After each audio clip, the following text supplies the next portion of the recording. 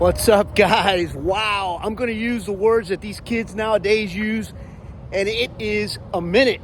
It has been quite the minute since our last video. I know that we owe you a season 2 summary. I promised it. I'm going to bring it. I'll make it quick. I'll make it brief. And I'll also share with you guys some ups and downs that happened during the off season. Right now, I'm just getting in my morning workout. But stick around. After the intro, I'm going to share all the information with you guys.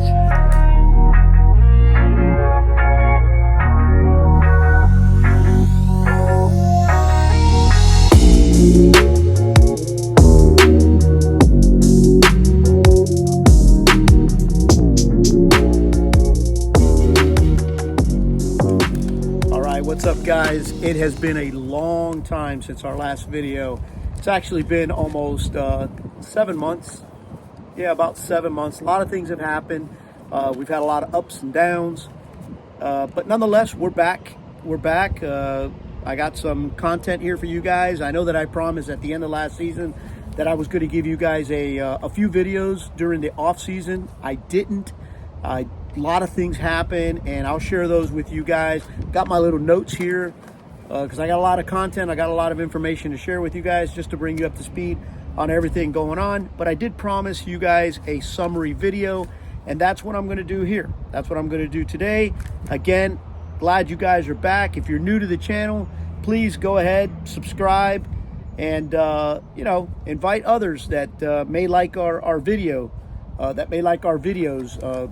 If you're new, I'll give you a quick brief on what I like to do, or what we like to do in our videos. Basically, we just video our travels and we share them. It mostly started as sharing it with friends and family, but a lot of people have asked for more videos on what we do. So we just video everywhere we go and we share that content with you guys.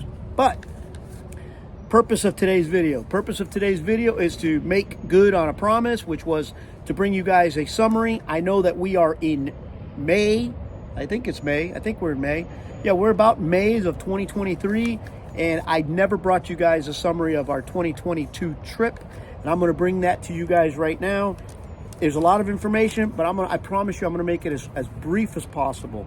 So let's cut to the chase.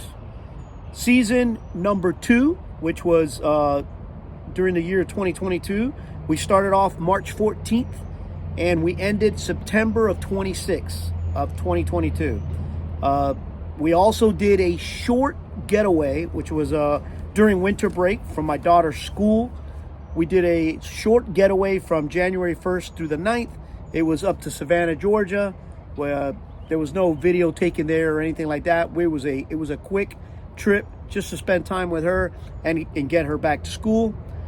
But all in all, it was about 7 months. If I did the math down to the exact dates, probably 6 months and 2 weeks, or 6 months and 3 weeks, somewhere around there.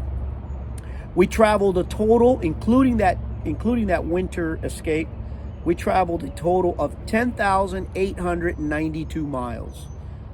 We put on the truck. We camped for 204 nights. Okay, like I said, just a little under 7 months. Now, we visited a total of 23 states, and I'm going to share those with you. I'm going to share those with you here because the way that we do our videos, or the way that I do my videos, is I break down the titles of the video by the season and then the episode, and then also in the title I include the state or the city that we may visit. I'm going to share with you guys those states that we visited. In the event that those states interest you and you guys want to see what we did while we were at those states, you can basically click on Retired and Rolling in YouTube, click on the videos key, and it'll pull up all the videos, and you just scroll through them and find which state or which city interests you out of the ones that I mentioned, or any of the videos that I have up, and that way it'll be quicker for you. It'll be a shortcut in case you want to skip all the other states or all the other episodes and go straight to a city that may interest you. So we visited 23 states. Out of those 23, 22 of them were states that we actually camped at for more than 3 days. Now, if you follow along the channel, you know that I have a calendar or a map that I put stickers on, and there's a criteria. You got to stay and you got to camp in those states for more than 3 days to actually qualify for a sticker. So out of the 23 states that we visited, 22 of them required stickers. And in fairness, there was a few states, I want to say 4 or 5 states that we had visited in the past. Okay, there are some that we visited on vacation in previous times, but never camped. So we visited Florida, Georgia, Mississippi, Louisiana, Texas, New Mexico, Arizona, Utah, Colorado, Wyoming, Idaho, Montana, South Dakota, North Dakota, Minnesota, Michigan, Wisconsin, Illinois, Indiana, Ohio, West Virginia, North Carolina, and South Carolina. Although South Carolina is that one state that I was only there 2 nights, so it never really got a sticker. More on that in the next few videos. It never got a sticker, but we did visit it. We only stayed there 2 nights. Now, sometimes or oftentimes people say, well, give us a cost breakdown. I'd love nothing more than to give you a cost breakdown. The only problem that I have with sharing information like that is it doesn't really give it a true, it does not give it a true value. And I'll tell you why. The manner in which people camp varies. The way we do it, we stay mostly at full hookup campsites. Now, that can get quite expensive. If you choose to mix up your trips with, let's say, for instance, BLM land and Boondock, Mooch Dock off of friends and families, state parks, which usually don't have sewer, they just have electric and water, Harvest Hosts, Boondockers welcome. If you're the type of person that likes those type of camping or that type of camping, you can save a bundle of money. So the way we do it and the way others choose to do it is it's really not a fair depiction it's not a fair way to depict how much it really costs. I mean, if I gave you what it cost us, it may be something that will scare you away. And really, you could do it cheaper. You can go RVing and camping much cheaper. You could stay longer at campgrounds, which usually gives you a better rate. Like I said, you could throw some Harvest Hosts in the middle there and Boondock more, which we plan to do for the first time coming up in the next season. But I'll share that with you guys when I get there. Let's not get ahead of ourselves. So there's a couple of variations. There's a couple of ways that you can adjust how much RVing really costs. So having said that, that's basically the summary of 2022, what we did, where we went, and stuff like that. Now we're going to move on to season number 2. By the way, remember, I mentioned to you guys that I was going to share with you guys the ups and the downs, the woes. Season number 2 didn't come without a few downs. I'm going to share those with you first because I always like ending on a positive note, okay? We did have a few downs, some of them more significant than others. I'm going to share this one with you real quick, and I'm going to do it first. And I'm going to try not to get emotional while sharing it with you guys. I'm going to do my best.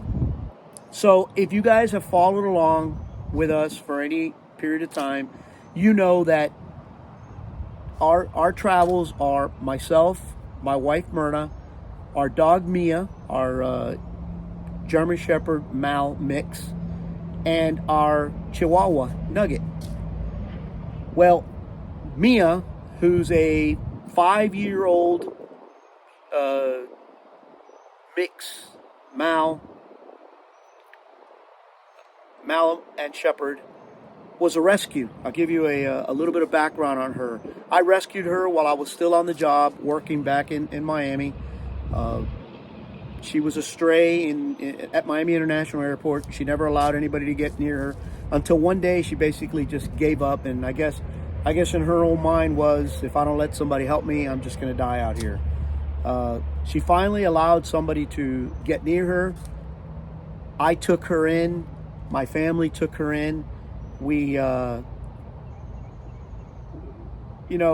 nursed her back to health. She had a bunch of health issues. We nursed her back to health, and she became part of the family, and she traveled with us. Well, I'm back. Like I said, Mia is she was with us in just about she was with us through season 1, and she was with us through season 2.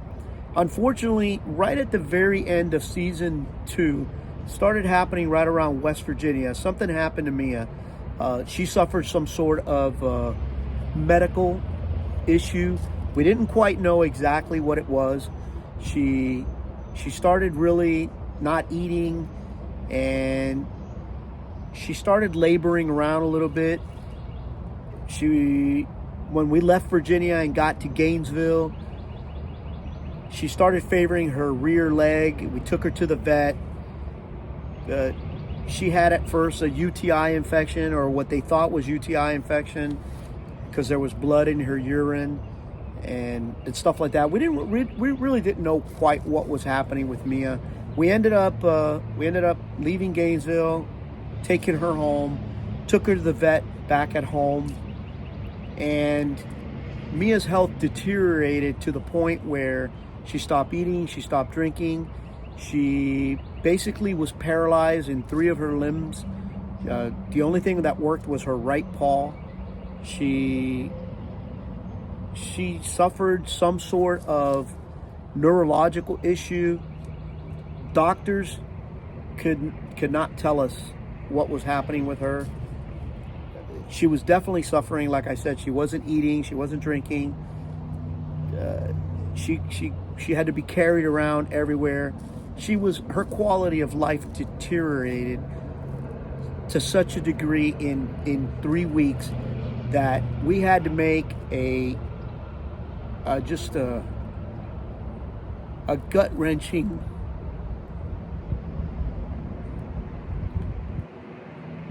gut-wrenching decision that was probably the most difficult thing I've ever had to do. So on October 10th, shortly after arriving back home, Myrna and I got together with the doctor, and we decided that Mia was suffering and we had to put her to sleep.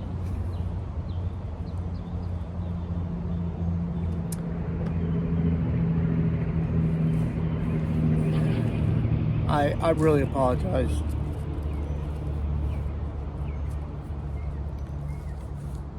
I really apologize. It's just very difficult for me to still, to this day, talk about it. But that was our biggest woe of the season, having to put Mia to sleep. But if you're a pet owner for any length of time, I'm sure you've had to put a pet to sleep, or you will. Not an easy thing to do, but had to do it. She's gone. Mia's gone. There's one thing that really makes me feel good about the whole situation. When we rescued Mia, she wasn't going to be living long. Had we not taken her in, she wasn't going to live long. She had a bunch of illnesses that we nursed her from. So I do feel good about one thing. She lived 4 great years with us. She traveled to more states than most humans do. So she had a lot of fun. She enjoyed herself. At least she acted like she enjoyed herself. And I'm glad that we were able to provide her with with a few good years of her life. So that's it. That was our biggest woe for the 2022 season. But there was a few other ones. There was a few other things that I'd like to share with you guys. Again, I apologize. It's still hard for me to talk about it. But season 2. So season 2, and these are woes that are specifically to RVers and campers. Season 2, let's talk about equipment failures. Okay, we had multiple equipment failures throughout our season 2. Luckily, I'm semi-handy. I carry all my tools with me, so I was able to deal with just about most of them. So the first one, and I'll try and give them in chronological order. In our trip from Sealy, Texas to San Antonio, Texas, that leg from Sealy, Texas to San Antonio, Texas, somewhere along the line, and I'm telling you, I can't figure it out. Neither one of us can figure it out. We have no idea when it happened. Our trailer is 40 feet long. So, yes, we have cameras on the sides. We have cameras in the back. I'm very careful driving. Well, I never really go above. Yeah, I'm that guy that drives 65. I don't care if it's 75 miles an hour. I drive 65, 70 tops. I'm never really in a rush anywhere. Somewhere along the lines, during that leg of the trip, I clipped something. It was very windy. It was very windy, and we were being blown all over the road. I clipped something with the rear quarter panel of the RV, which tore it apart, and I had to repair it. I had to do a road repair. If you're interested in looking at that, that occurred, and that's on the San Antonio video. Check that out. I don't remember what season or what episode, but if you look at it, Van Ormy, Texas, or San Antonio, Texas, that's on there. Second one, in Cottonwood, Arizona. We were just about 10 miles outside of Sedona. We were staying at a campground. This is actually a pretty good one. Before we got to that campground, I always like to do my homework. And if you're an RVer, you know exactly what I'm talking about.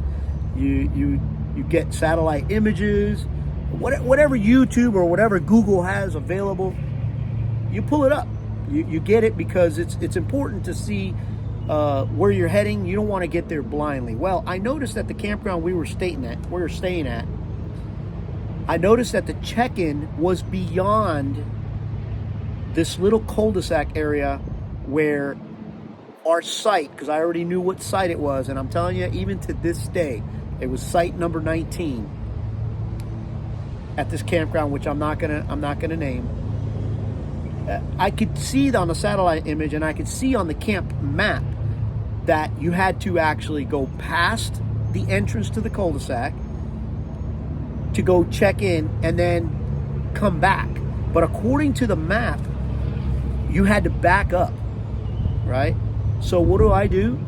I asked Myrna to call ahead. We called ahead to see if they wanted me just to go to the site and then walk over to the office to check in. I thought it was more feasible. I should have gone with my gut instinct. I should have just gone ahead and done it anyway. But they were insisting that we had to go to the office first, which we did. So when we went to the office and checked in, and then she gave us our paperwork and told us where the site was, she said, okay, you just got to back up about 200 yards and then turn into the area. Well, behind me was a Class A with a tow. You know they can't back up. Behind them was another fifth wheel. They can back up, but I was going to have to inconvenience 2 other campers, okay, in order to do what this lady at this campground was asking me to do. Now, I'm not going to mention the campground, but if you go to Cottonwood, Arizona video, you'll know exactly what campground I'm talking about. It was a nice campground, but not a lot of common sense. Not a lot of common sense. Shame on me, though. I got nobody else to blame but myself. I was the one behind the wheel. Long story short regarding that campground, I had to try and work my way around this little area that I had to make a U-turn Needless to say, truck sits high while maneuvering in this one tight area. I hit one of those yellow, those yellow poles, concrete poles that they put to protect gas meters or water lines or water mains. I hit one of those and damaged the front of the truck. Shame on me. Shame on me for not going with my gut instinct. I should have just parked way back at the back or gone straight to the campsite and done what I had in mind and then go check in. But nonetheless, that happened. Move along. Live and learn. Third incident, the skirting. When we were in Page, Arizona, we encountered some serious wind. The skirting on the back of the RV ripped out. If you go to the Page, Arizona video, you'll see that. That was surreal. There was some serious wind. Luckily, it didn't damage the RV too much. I had enough stuff on board to repair it, so I did. Next one. On our leg from Moab, Utah to Montrose, Colorado. Okay? I have the habit of every time I leave a campground, as I'm heading out to the exit, I usually squeeze the trailer brake actuator, which is on the dash of the truck, just to check the brakes on the trailer. Well, when I was leaving Moab, which I might add is a beautiful city in a beautiful state, which we will be back to as soon as we can. When I was leaving Moab, I realized I had no brakes. So I pulled over just to see if it was something obvious, and I couldn't see anything. They were gone. I drove from Moab, Utah to Montrose, Colorado with no brakes. I finally determined or figured out while I was in Montrose, Colorado, that the two of the calipers on the trailer brakes had basically worn out so much. Now, mind you, at this time, the brakes had only had, season 1 and season 2 collectively, had only had about 10,000 miles. I don't know that much about brake. I know a little bit about a lot of things, but I'm not a brake guy. I would think 10,000 miles really isn't that big of a deal. Nonetheless, they wore out to such a point that they were leaking the brake fluid. I had to travel. Now, I will tell you this, and I should have left this part for the ups, but I'll share it with you guys now. I notified Kodiak Axles, what's it called? Kodiak Brakes. Dexter Axles, who owns Kodiak Brakes, which were the makers of the calipers that I had. I notified them. Fantastic company, unbelievable. Their customer service is unbelievable. They understood what we were going through. They didn't even hesitate. They didn't even blink. They asked me for the campground that we would be staying at for an extended period of time, and they shipped out 4 brand new calipers to me to make the repairs. Great company.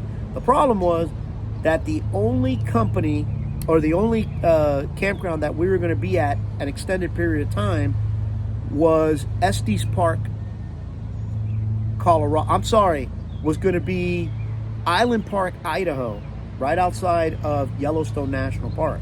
So they actually shipped those items out to them. The problem was that the distance between where we were at, which was Montrose, Colorado, and Island Park, Idaho, was 4 cities in Colorado: Moncos, South Fork, Colorado Springs, and Estes Park. Estes Park, which is right outside that national park, that beautiful national park. It'll come to me in a minute. And then 2 stops in Wyoming. So we went without brakes for 4 cities in Colorado and 2 cities in Wyoming until I got to Idaho, to Island Park, Idaho, which I was able to fix it. Murphy's Law, probably the state with the highest mountains and the highest descents. That's where I lose my trailer brakes. Luckily, I had a very capable truck. It was able to handle it. Plus, like I said before, I never drive fast, so it was able to handle it. Moving right along, another woe. In the leg from Sturgis, South Dakota to Rapid City, South Dakota, you know, these things, they say, how is it that most RVers say? They say that these things going down the road is like an earthquake on wheels. I agree with that 100%. The TV in the den, which is a 50-inch TV that sits in this area called the televator, and I did a video. I think the title of it was Walkthrough. Check that out if you like to, so you can see what our camper looks like inside. That TV and that televator, I guess, going through some bumpy roads, came clearly out of the televator, and then slammed, I guess, back to the deck of the RV and just disintegrated. It just cracked. So TV was gone. Had to fix that. Walked into Walmart, bought another one, which is a whole nother story. They tried to give me a TV that was, I don't even know what it was. The first TV that I bought from them came with no remote. It was some sort of TV that you work through Roku. Listen, old school, old guy, give me a remote. Had to take it back. Got another TV. Whatever. Call me old. Call me whatever. Next one. When we got to Fayetteville, West Virginia, now mind you, we were on the way back already. So when we got to Fayetteville, West Virginia, we stayed in a little campground there called Riff Rafters. Cute little campground, nice place. The Fayetteville area is very pretty. They have a nice gorge bridge there. Very nice place. Whatever. When we were in Fayetteville, West Virginia, which mind you, that's where we started noticing something was going on with Mia. That's the city that we were at. But when we got to Fayetteville and I was getting ready to leave the park, remember I told you my ritual is to check my brakes as I'm heading out of the park. I went to hit the brakes, no brakes. This is after I did a full caliper repair 2,000 miles earlier, okay? No brakes. Had no idea. Didn't even stop this time. I just went ahead, I visited North Carolina, which I visited my niece who lives there in North Carolina. I visited a dear friend of mine who lives in South Carolina, Vicky, hello. And then from there we went to Gainesville. In Gainesville at Travelers Campground is where one day I had a down day and I decided to check the brakes again. I went around, checked the obvious calipers, which was the original issue that I had, and they were fine. They were all brand new. The pads were still brand new. So I didn't know really what was going on. But I decided to drop and I don't know the exact name. I want to say it's called chloroplast. It's that plastic that holds, that goes underneath the RV. I decided to drop that so I can look where the brake fluid lines run. The minute I dropped the chloroplast right around where the axles are, I happened to be laying on the ground. As soon as I dropped it, I got covered in brake fluid. So I obviously knew that I was in the right area. Come to find out, and I'm going to include him here. Come to find out that these RVs, between the chloroplast and the floor, have these joists going across, floor joists. I'll call them floor joists for lack of a better word. They had severed, one of the welds had severed, and the brake line that led to the back left rear tire of the trailer was severed. Got caught between the frame and the floor joist and severed the brake line. Basically, I lost all fluid and I had no brake. No brakes. Crazy. Just crazy things that happen in these apparatuses. I lost all my brakes. Luckily, it was an $18 part. Took it right over to Advance Auto. Took the broken one, said, here, I need this replaced. Bought a new one, $18, came back, installed it, put brake fluid, bled the brakes, and away we went. It was fixed. But that's not the point. The point that The point that it was easy to fix is not the issue. It's the craziness. How does a floor joist break? And I'm going to add it in the next video. I got another video coming up soon that's going to specifically touch on the repairs and the upgrades that I did during the off season, and some things that we're going to get repaired coming up here real soon. But the craziness behind floor joist breaks, the weld breaks and severs your brake line. That's just incredible. But nonetheless, it was an easy fix. I was able to fix it and move on. And from there, I went on to another problem. While we were still there in Gainesville, I noticed that up by the front compartment where the batteries are, there was a puddle of hydraulic fluid. So it just so happens that in that same compartment where the batteries are is where all the mechanisms for the level up system is at. So that's where all the hydraulic fluid reservoir is there. All the lines lead from there to go to all the jacks. Well, apparently there's a 18-inch piece of hose, which was orange, by the way. Mind you, the level up system has two color hoses. Orange, which is the orange and the black. One of them supplies the fluid when you're setting your jacks down, and the other one on the way up. I don't remember right now, but luckily for me, it was the return line. So basically retracting my jacks. This thing was spewing out fluid, and what it was, again, and I have a Keystone, Montana, but let's not make a big deal about the manufacturer. They're all the same.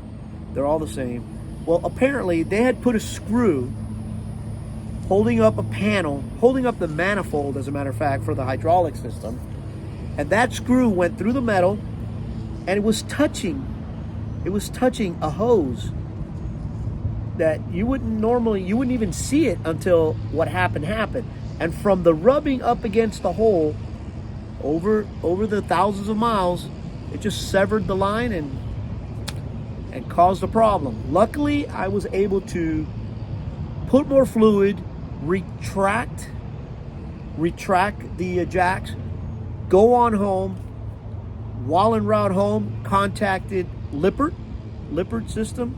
Again, just like Dexter axles that I mentioned before, which are fabulous to work with, Lippert is an incredible company.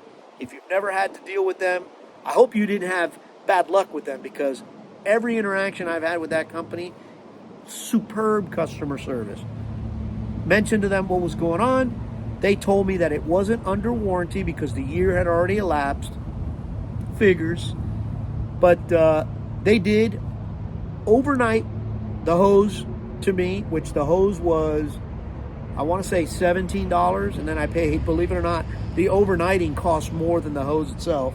I paid a few bucks extra to have it overnight, with the crimps already installed, by the way, the fittings already installed. If you ever call Lippert and you ask for a hose or you purchase a hose, be very sure to emphasize that you need them crimped already, and they'll do it for you. It was overnighted, no problem. I fixed it. That was fantastic. Now, let's get to the last woe of 2022, which was pretty significant. The first one, which was having to put my dog to sleep, Mia, that was crushing. And the last one that I'm going to mention now was, I'm not going to say equally, because nothing can replace my dog. We left Florida en route to Savannah, Georgia during a winter break that I mentioned for 8 days. We were gone 8 days, had a great time. My daughter came camping with us away for the first time.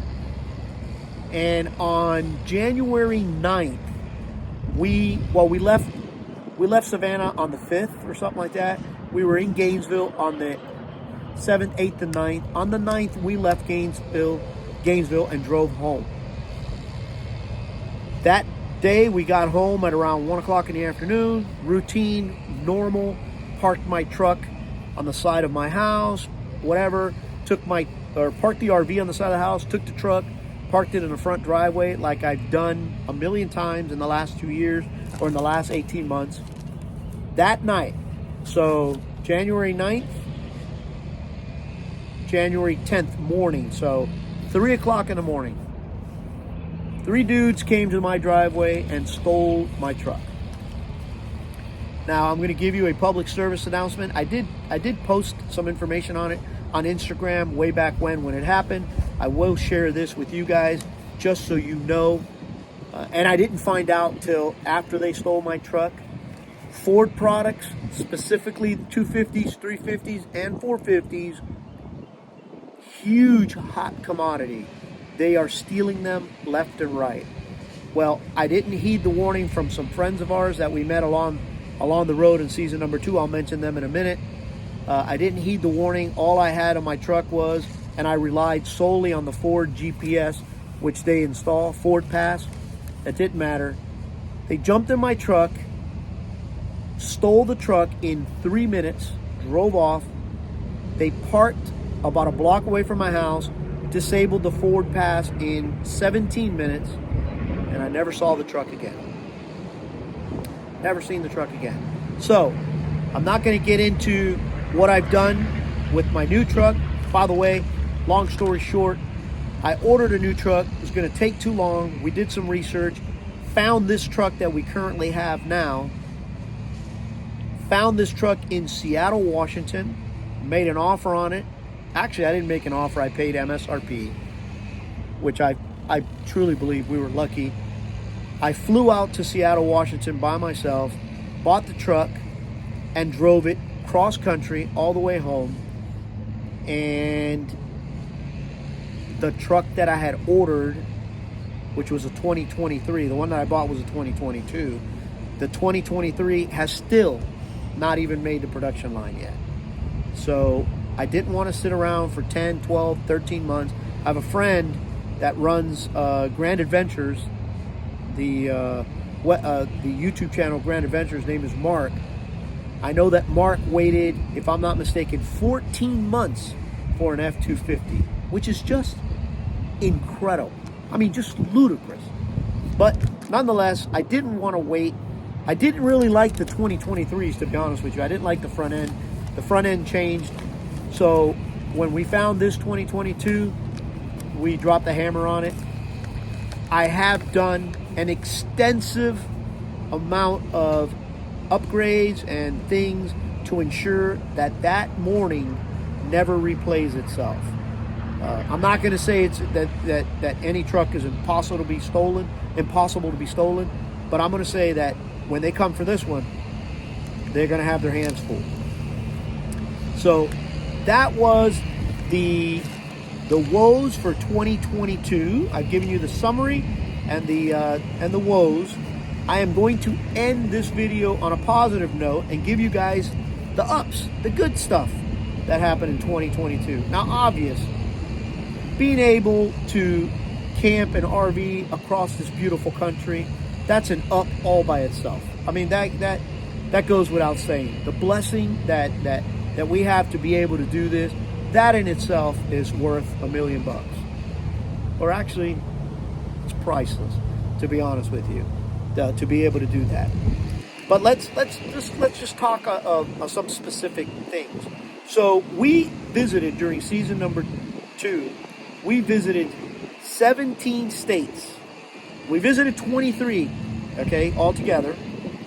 We had been to a few of those on vacations in the past, never really camping. But we visited 17 states for the first time ever, RV.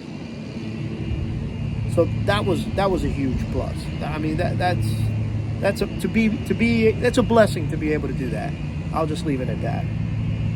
So, you know, in conversation with Myrna, I asked her what her favorite state was she really didn't have a favorite. She said it was split between like 4 different states.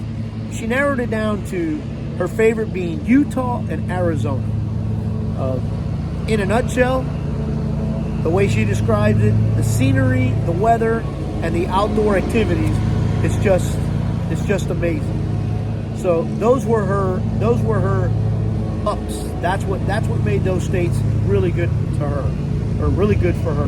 Mine, hands down, state in general, I would have to say Utah.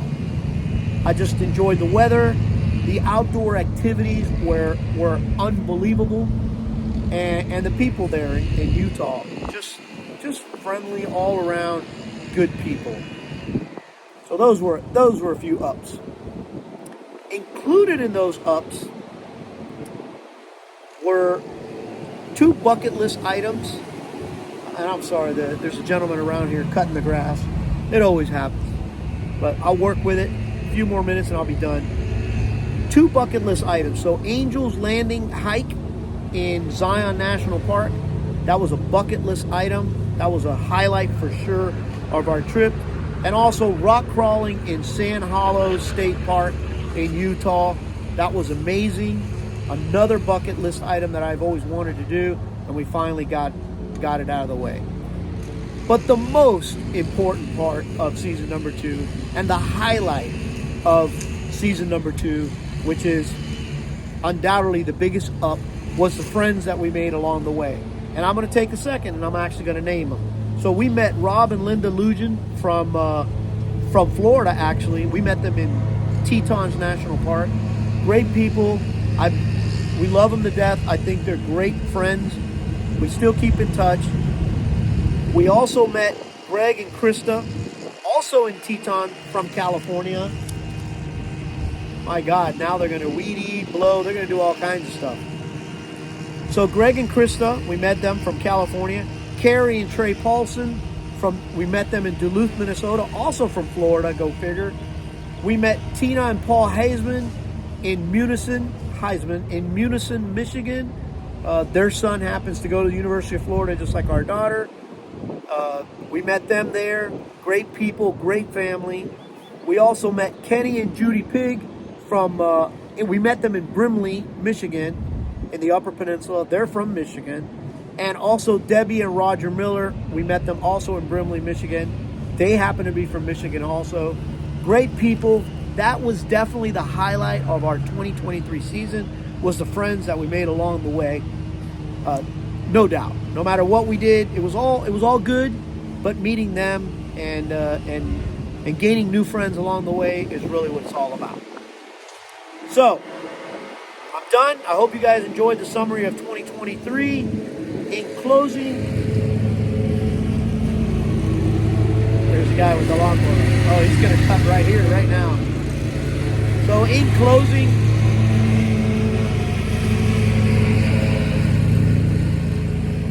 so let's do this real quick before the guy comes back. In closing, next video is going to contain the repairs and upgrades that we did to the coach during the off season, and most importantly, our plans for 2023, which is season number 3. It's going to be 2-part season, and I'll explain to you guys what I mean by that in that video. Again, thanks for watching. We're glad to be back on the road. We are blessed. If you're new to the channel, please subscribe, share it with your friends. I hope you guys enjoyed the video. Until next time, safe travels, peace, stay healthy.